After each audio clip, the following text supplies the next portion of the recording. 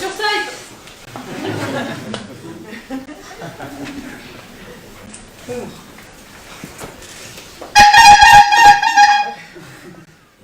Joie.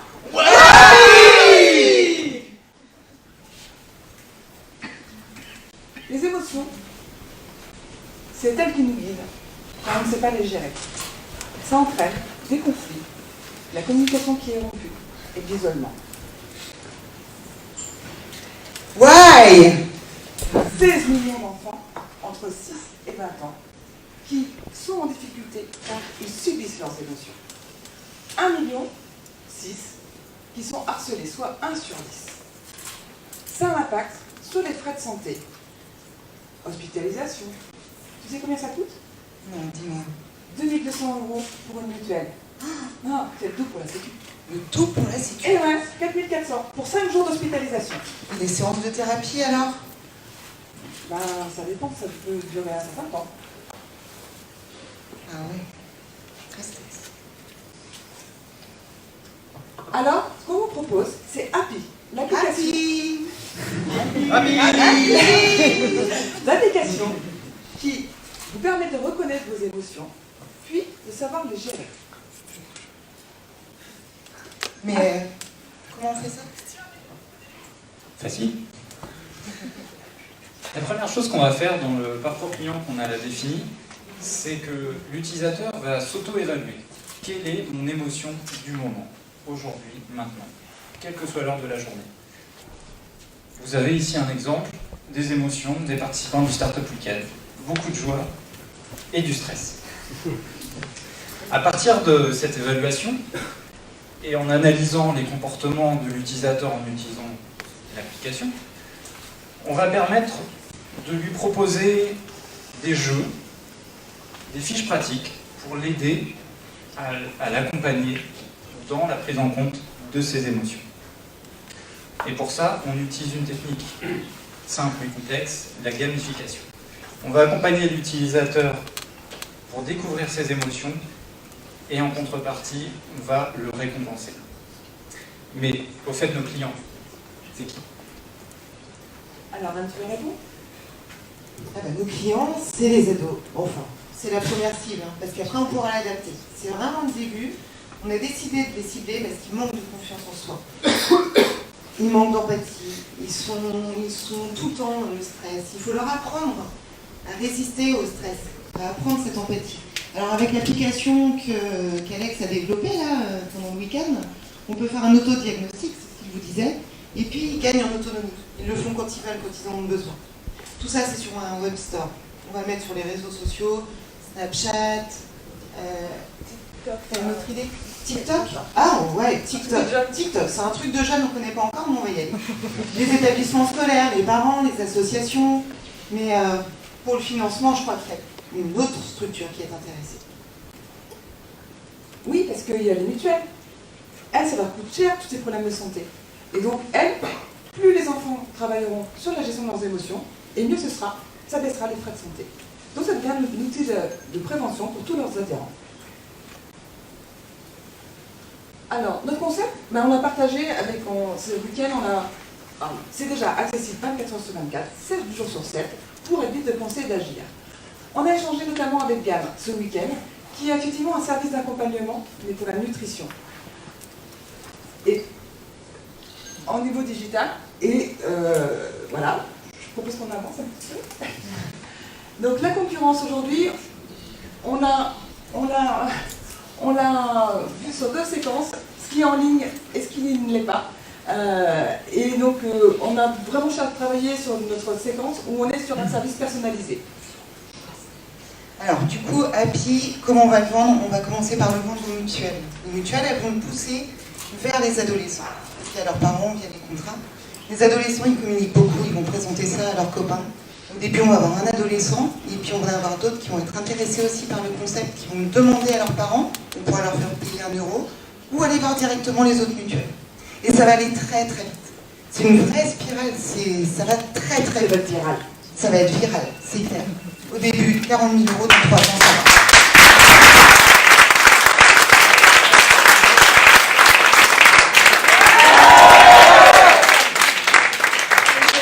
Non, mais franchement. Donc, timer. Question. J'ai une première question. Ouais.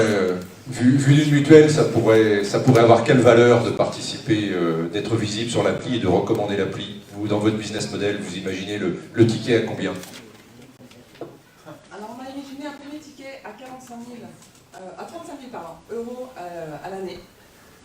Parce qu'effectivement, les leviers sont pour 1% d'intelligence émotionnelle qui est développée chez l'enfant, c'est 1% de frais de santé qui baisse.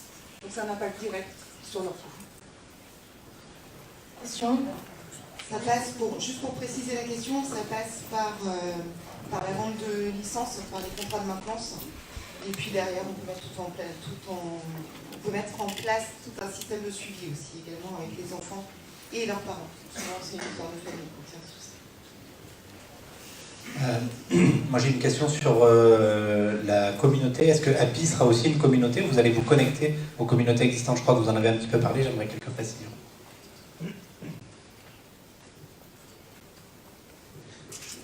Notre projet, c'est pas de refaire le travail entre des associations qui sont nombreuses pour prévenir, entre autres, on a parlé du harcèlement.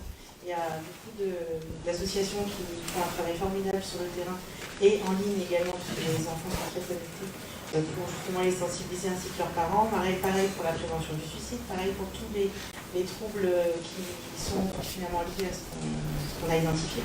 Mais l'idée, c'est de travailler avec eux. Donc là, il y a quelques contacts qui sont déjà entre guillemets en cours, parce que en fait on a tous été liés de près ou de loin finalement à des problèmes personnels ou familiaux, entre autres par rapport au harcèlement. Donc on a déjà entre guillemets des contacts par rapport à ça, et c'est sûr qu'il y aura des liens. J'avais une deuxième question, derrière, vous avez parlé de fiches pratiques, de jeux, donc de contenu, ça fait appel finalement à des savoir-faire peut-être de psy, avec qui vous allez travailler justement le contenu. Alors on a un certain nombre de compétences dans l'équipe, on a 2 développeurs, on a une personne qui s'occupe beaucoup de l'administratif et de financier. On a une personne qui fait de l'animation, et puis on a 2 personnes qui font de l'animation, notamment une qui crée des jeux, et puis on a 2 psychologues et coachs certifiés dans l'équipe, donc on a les compétences pour faire ça.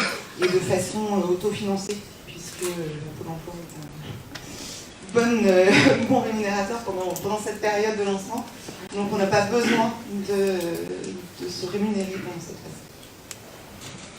Moi, j'ai pas très bien compris en fait justement l'évaluation des émotions chez l'adolescent.